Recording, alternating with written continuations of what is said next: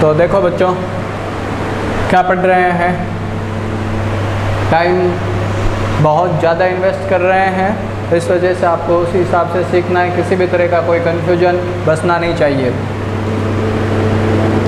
Dielectric substance पढ़ रहे हैं, डाइइलेक्ट्रिक सब्सटेंस।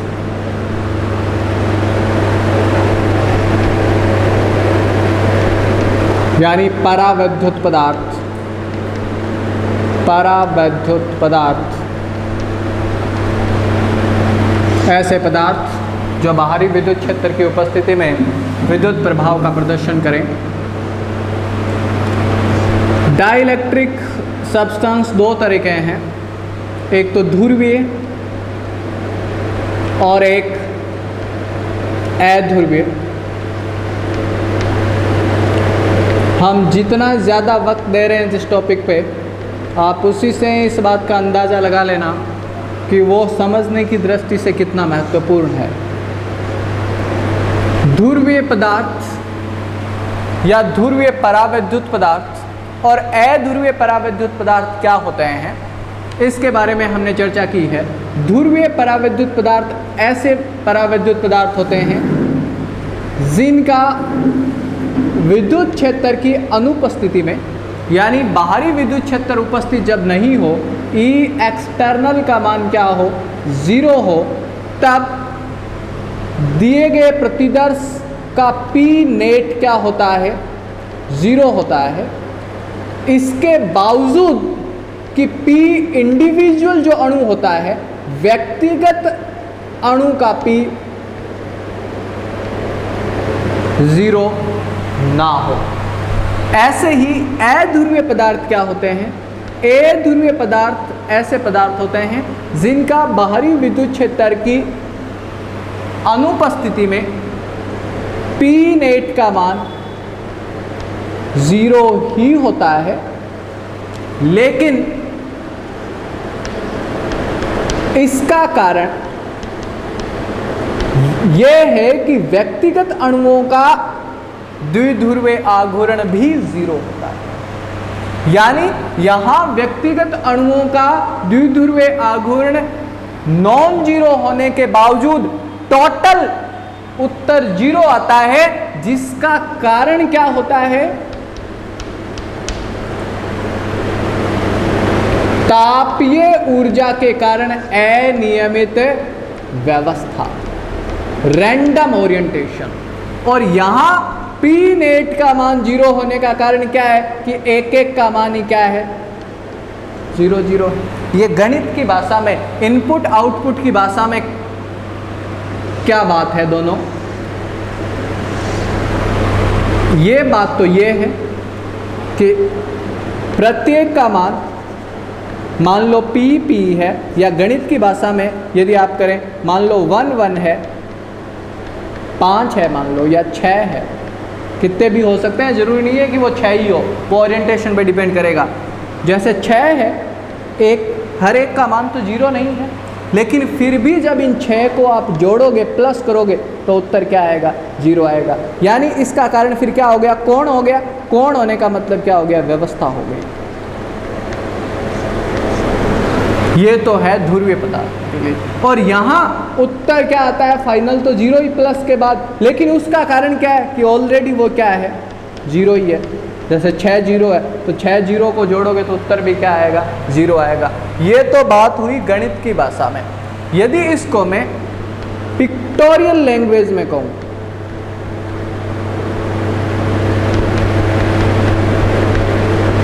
चित्र की भाषा में यदि हम इसको कहें, तो हम क्या कहेंगे कि ध्रुवीय पदार्थों के लिए, ये बॉक्स बनाने की जरूरत नहीं है, ध्रुवीय पदार्थों में व्यवस्था इस तरह की होती है कि प्रत्येक अणु का कुछ ना कुछ पी जरूर होता है। प्रत्येक अणु का पी कुछ ना कुछ जरूर होता है, लेकिन उत्तर क्या आता है, 0 आता है। कारण क्या है, अनियमित व्यवस्था। यानी ये व्यवस्था ही ऐसी है कि जब आप इन पी को जोड़ोगे तो उत्तर क्या आएगा, 0 आएगा। ऐसे ही अध्रुवीय पदार्थों के लिए, ये तो हुई ध्रुवीय पदार्थों के लिए। अध्रुवीय पदार्थों के लिए ये सीन क्या है कि P का मान ही क्या आता है, जीरो, जीरो सदिश है। यहाँ लेंथ है देखो कुछ ना कुछ, आपको पता है सदिश की लंबाई उसके परिमाण को बताने वाली होती है, ये जीरो सदिश है, जीरो कहीं पे भी रखो, यानी व्यक्तिगत अणुओं का भी P नहीं है तो उत्तर भी क्या आएगा, जीरो आएगा।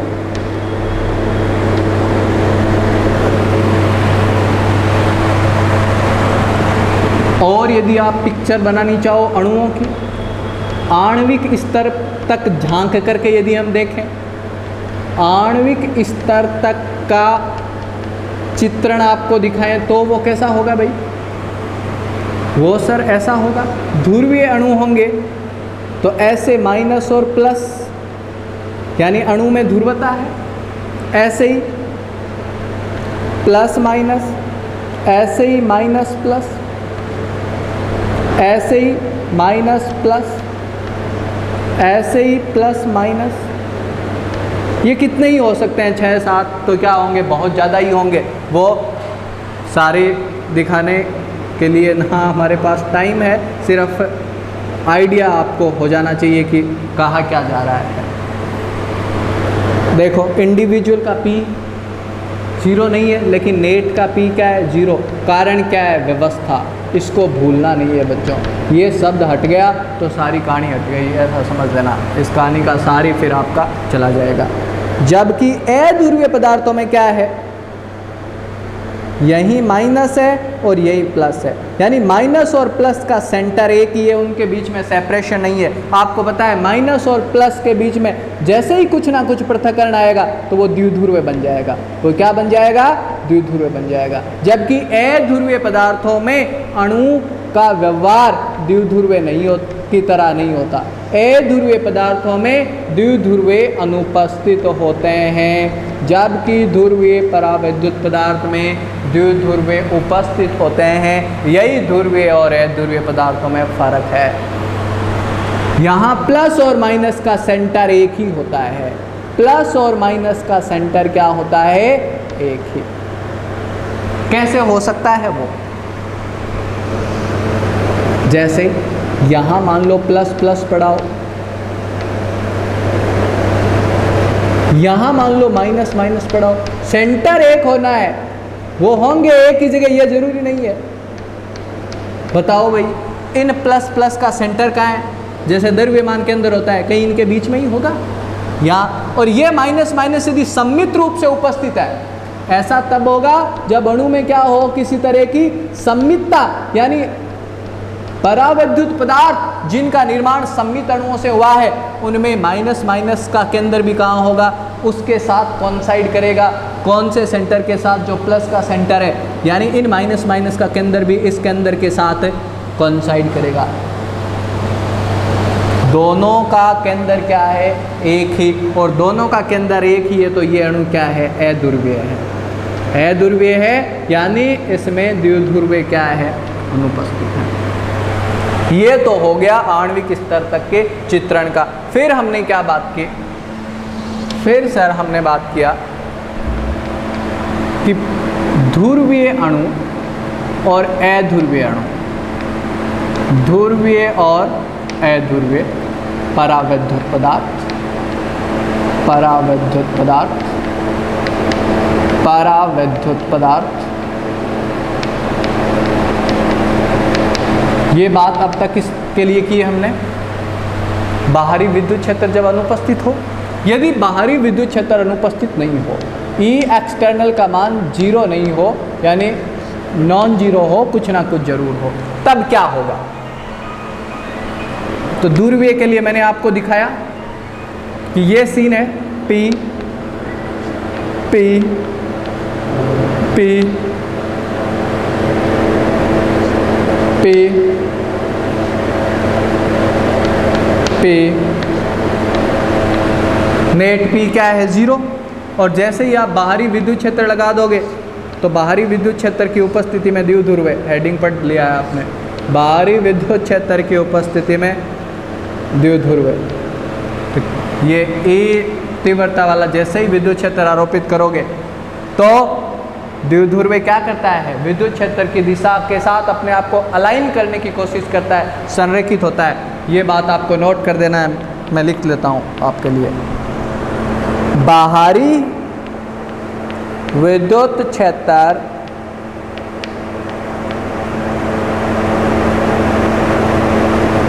के आरोपित होते ही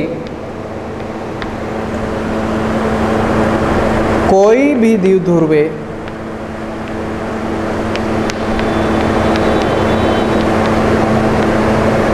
तुरंत अपने आप को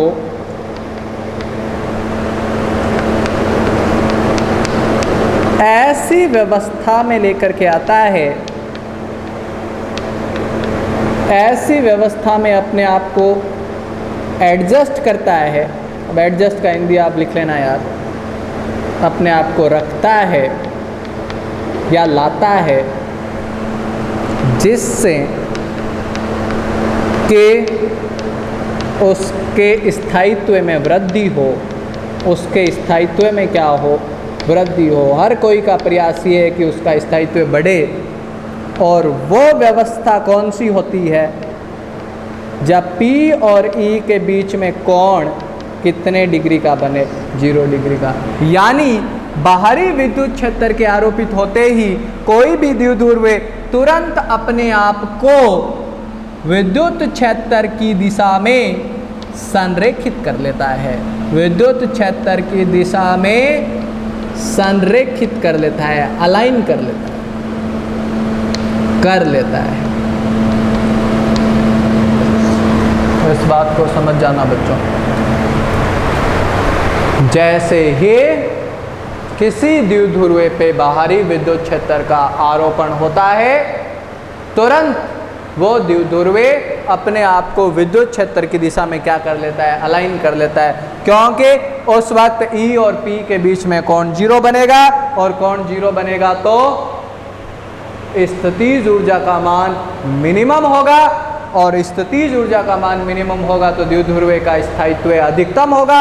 और यही हर किसी का प्रयास है।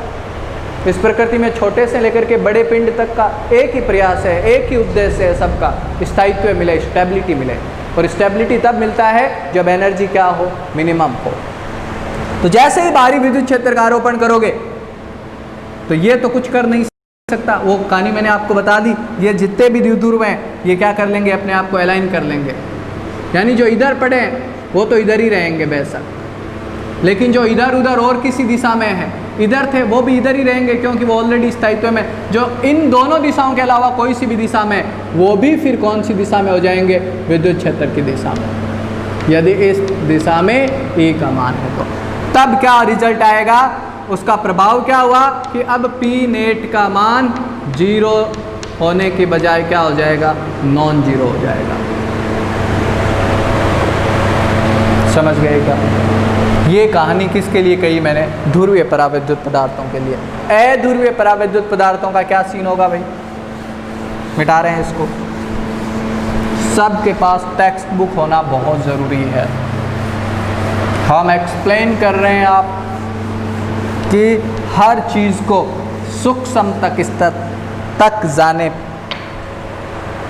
तक के लिए, लेकिन टेक्स्ट बुक होना बहुत ज़रूरी है। हमारी बातों का सार आपको तभी मिलेगा जब आप टेक्स्ट बुक पढ़ोगे और आपका किसी भी लाइन में कोई कन्फ्यूजन नहीं रहेगा। इसीलिए इतना माथापच्ची कर रहे हैं। अध्रुवीय परावैद्युत पदार्थ होगा तो क्या होगा भाई? इंडिविजुअल पी नेट क्या है? व्यक्तिगत अणु का द्विध्रुवीय आघूर्ण 0 है, और टोटल द्विध्रुवीय आघूर्ण भी क्या है? सैंपल का 0। यानी व्यवस्था इस तरह की है, minus plus minus plus minus plus minus plus. यानी अध्रुवीय परावैद्युत पदार्थ ऐसे पदार्थ होते हैं जिनके धनावेश और ऋणावेश का केंद्र एक ही जगह हो। यदि इस पे हम विद्युत क्षेत्र का आरोपण कर दें, जैसे ही बाहरी विद्युत क्षेत्र का आरोपण करोगे तो क्या होगा? क्या होगा? यहाँ द्विध्रुवीय तो है ही नहीं। अरे प्लस और माइनस तो है। प्लस क्या किधर जाएगा? विद्युत क्षेत्र की उपस्थिति में, in presence of electric field. Plus तो विद्युत क्षेत्र की दिशा में, विस्थापित हो जाएंगे, और माइनस है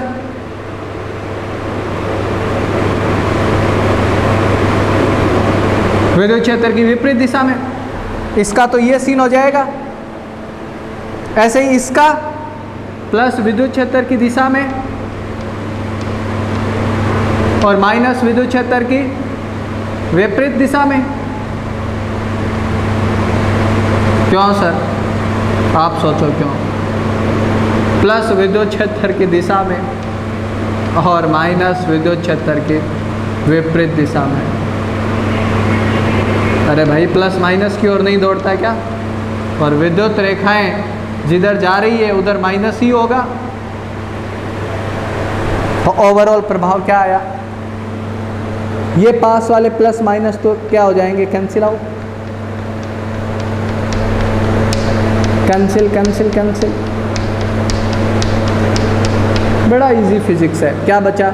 एक माइनस का लेयर बच गया और एक प्लस का लेयर बच गया, यानी minus minus minus minus minus और plus plus plus plus plus plus plus plus.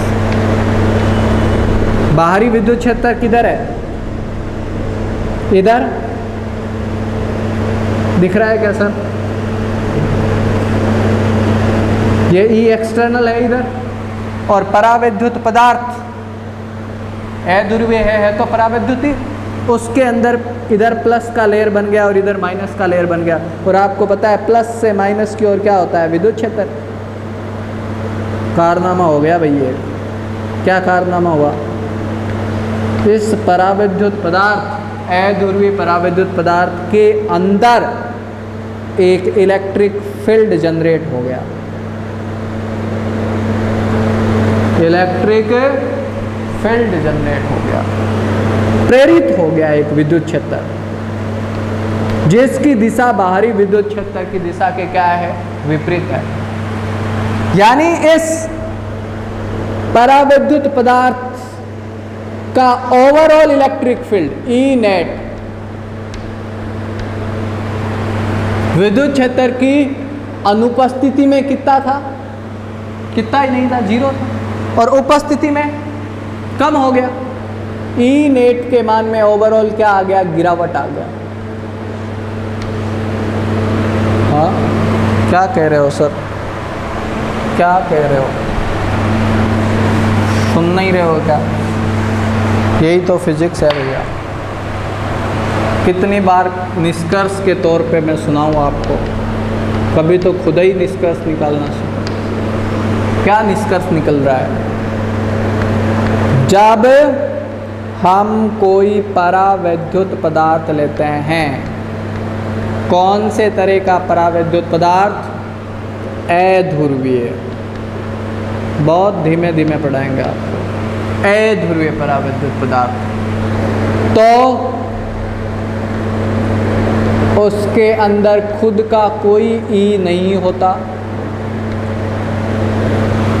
जैसे ही हम उस पे बाहरी विद्युत क्षेत्र का आरोपण करते हैं, ई एक्सटर्नल उपस्थित हो, तो एक तो ई एक्सटर्नल होता ही होता है जो हम आरोपित कर रहे हैं। दूसरा, उस परावैद्युत पदार्थ में एक नया ई और पैदा हो जाता है, जिसको हम प्रेरित विद्युत क्षेत्र कह सकते हैं कि ये विद्युत क्षेत्र प्रेरित हो गया भाई, मोटिवेट हो गया। किस वजह से? बाहरी विद्युत क्षेत्र के कारण। लेकिन मोटिवेशन क्या? ये तो डीमोटिवेशन हो गया। ये खुद मोटिवेट हो गए, इसको डीमोटिवेट कर दिया। ये प्रेरित विद्युत क्षेत्र की दिशा क्या है? बाहरी विद्युत क्षेत्र की विपरीत दिशा में। यानी ओवरऑल यदि मैं ई एक्सटर्नल की बात करूं तो बाहरी विद्युत क्षेत्र में क्या आ गया? गिरावट आ गया। सर एक बार फिर से बताओ ना, फिर से देख लो।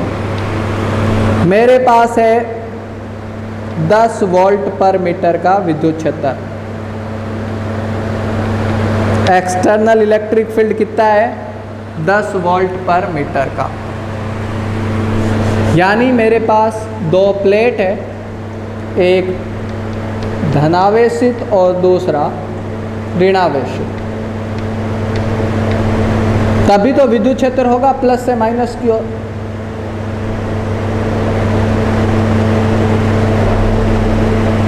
और इसका मान कितना है? 10 वोल्ट पर मीटर। इन प्लेट में कुछ ही नहीं रखा। जैसे ही मैं इन प्लेट के बीच में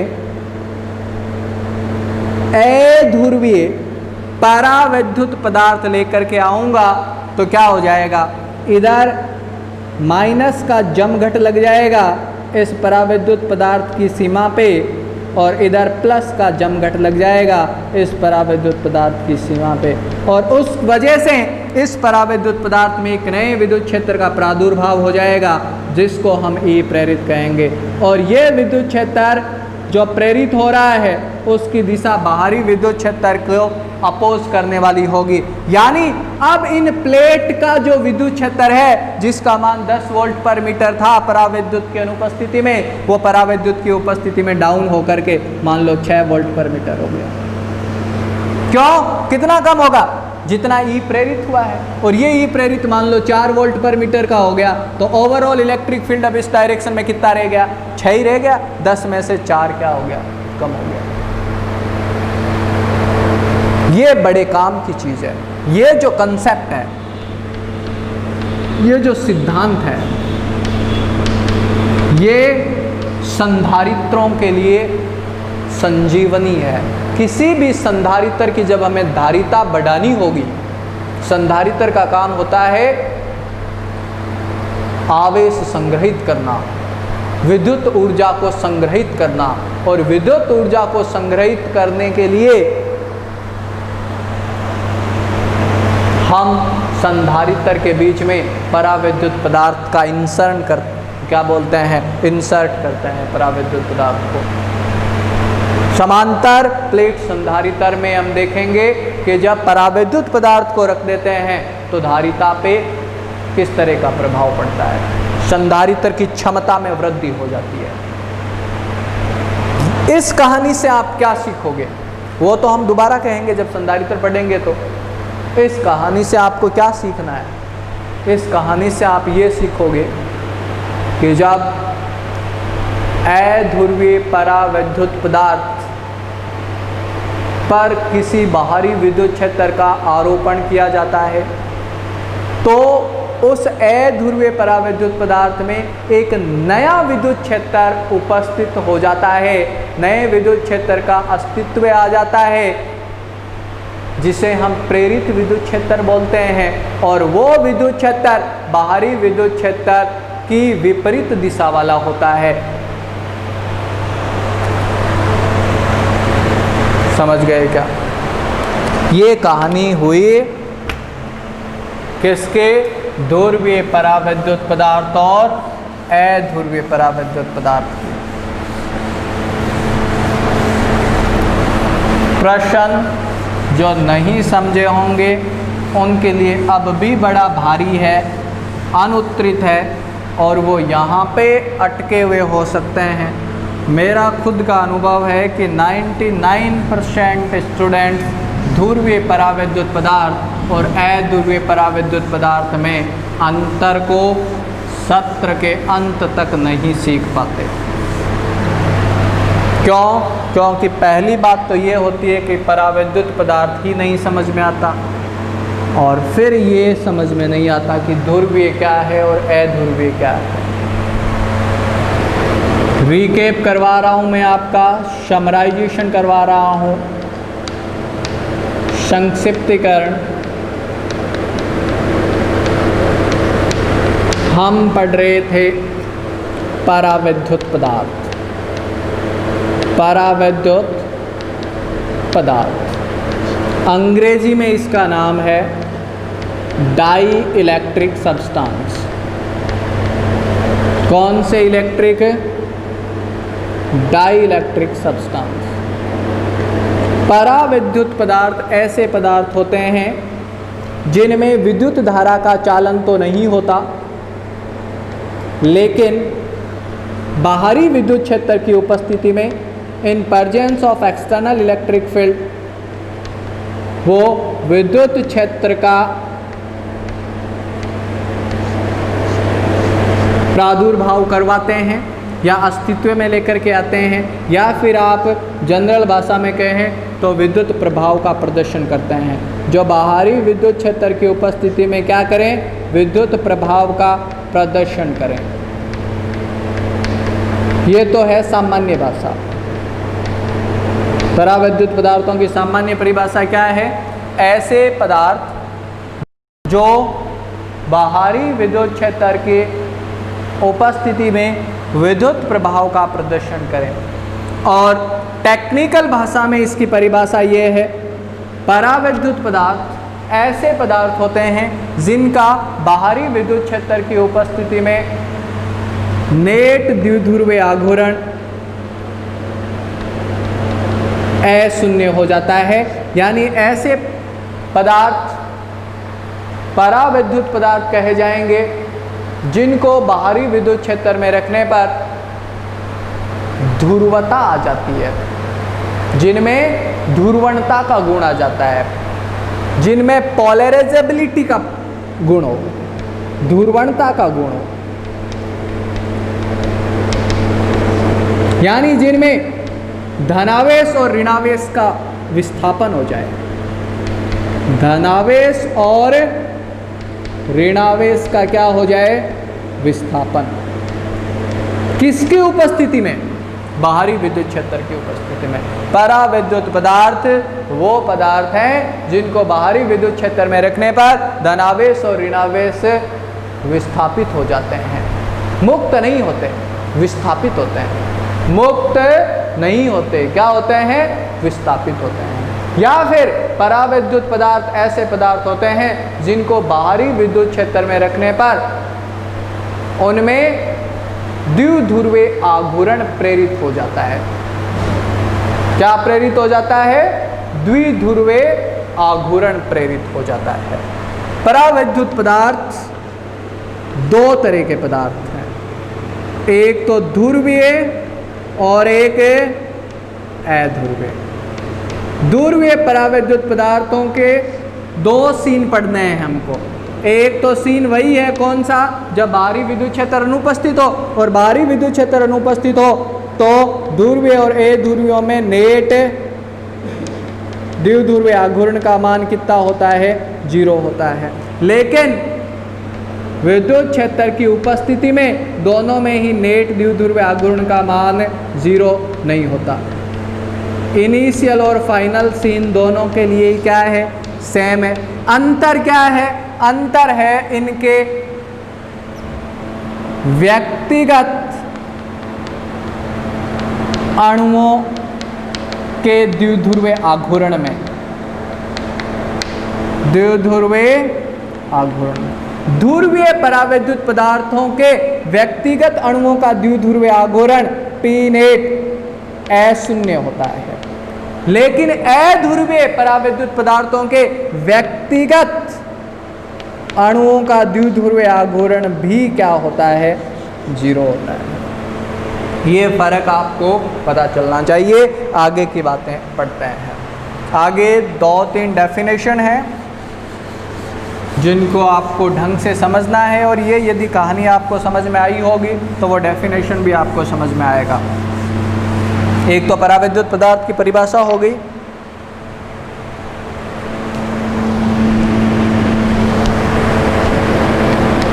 एक देखो डेफिनेशन है, linear isotropic, linear isotropic dielectric substance क्या होता है, डाई इलेक्ट्रिक सब्सटेंस क्या होता है। यानी हिंदी में मैं इसे कहूँ तो रैखिक समदेशिक परावैद्युत पदार्थ। परावैद्युत पदार्थ, आपने ये देखा अब तक, आपने ये जाना, ये सीखा आपने कि परावैद्युत पदार्थ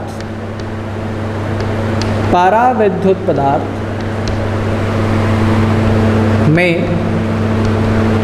बाहरी विद्युत क्षेत्र की उपस्थिति में, बाहरी विद्युत क्षेत्र की उपस्थिति में चाहे कोई सा ही परावैद्युत पदार्थ हो, वो ध्रुवीय हो या अध्रुवीय हो, परावैद्युत पदार्थ में वेदर इट इज पोलर और नॉन पोलर, परावैद्युत पदार्थ में बाहरी विद्युत क्षेत्र की उपस्थिति में द्विध्रुवीय आघूर्ण प्रेरित हो जाता है, प्रेरित हो जाता है। और किसी परावैद्युत पदार्थ में बाहरी विद्युत क्षेत्र की उपस्थिति में द्विध्रुवीय आघूर्ण प्रेरित होने की घटना का नाम ध्रुवण होता है, पोलराइजेशन, अंग्रेजी में पोलराइजेशन। यदि आपको विद्युत ध्रुवण की परिभाषा पूछे कि इलेक्ट्रिक पोलराइजेशन क्या होता है, एक पोलराइजेशन लाइट का भी होता है, प्रकाश का भी ध्रुवण होता है, उसको हम आगे वाले चैप्टर्स में पढ़ेंगे जब प्रकाश की बात करेंगे। विद्युत ध्रुवण क्या होता है? विद्युत द्विध्रुवण क्या है? हमने देखा है कि परावैद्युत पदार्थ को जब हम बाहरी विद्युत क्षेत्र की उपस्थिति में लेकर के आएंगे तो उसमें क्या प्रेरित हो जाएगा? विद्युत द्विध्रुवीय आघूर्ण प्रेरित हो जाएगा। और द्विध्रुवीय आघूर्ण का प्रेरित हो जाना बाहरी विद्युत क्षेत्र की उपस्थिति में किसमें प्रेरित हो जाना? परावैद्युत पदार्थ में। उस घटना का नाम क्या होता है? पोलराइजेशन या ध्रुवण। रेखिक समदेशिक परावैद्युत पदार्थ क्या होते हैं? रेखिक समदेशिक परावैद्युत पदार्थ ऐसे पदार्थ होते हैं, ऐसे परावैद्युत पदार्थ होते हैं, ऐसे परावैद्युत पदार्थ होते हैं जिनके लिए या जिनमें ध्रुवण सदिश यानी द्विध्रुवीय आघूर्ण, ध्रुवण सदिश का मतलब द्विध्रुवीय आघूर्ण P, जिनके लिए ध्रुवण सदिश का मान बाहरी विद्युत क्षेत्र के समानुपाती व बाहरी विद्युत क्षेत्र की दिशा में हो, बाहरी विद्युत क्षेत्र की दिशा में हो। ये बहुत इंपॉर्टेंट डेफिनेशन है बच्चों।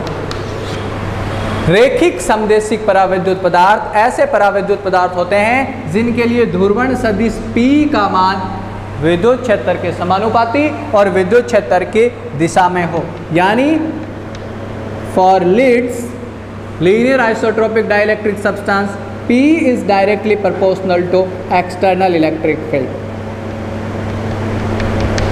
और ये समानुपाती का चिन्ह जब हटता है तो एक राशि आती है जिसको हम वैद्युत प्रवृत्ति बोलते हैं, जाई से जिसको डिनोट करते हैं जाई। ये पहला इस चैप्टर का फॉर्मूला आपको मिला। Dipole moment is directly proportional to electric field intensity. किसके लिए? रेखिक समदेशिक परावैद्युत पदार्थों के लिए। ये जो जाई है इसको हम क्या बोलते हैं? वैद्युत प्रवृत्ति। इसका नाम क्या है? वैद्युत प्रवृत्ति। समझ गए क्या इस बात को? टाइम हो गया। तो ये इस चैप्टर का जो थ्योरेटिकल पोर्शन है वो आपका यहाँ तक ख़त्म होता है। इसके बाद हम कैपेसिटेंस को लेंगे, धारिता को लेंगे। तो ये जो आपको 3 वीडियोस मिले हैं, फर्स्ट, सेकंड और थर्ड, इन पे मैंने बहुत ज़्यादा स्ट्रेस दिया है। इस थ्योरी को आपको समझना है और इस थ्योरी में यदि किसी को कोई दिक्कत आता है तो वो ज़रूर कमेंट बॉक्स में हमें क्वेश्चन पूछेंगे। तो उसके बाद मैथ्स स्टार्ट हो जाएगा चैप्टर का। Okay, thank you.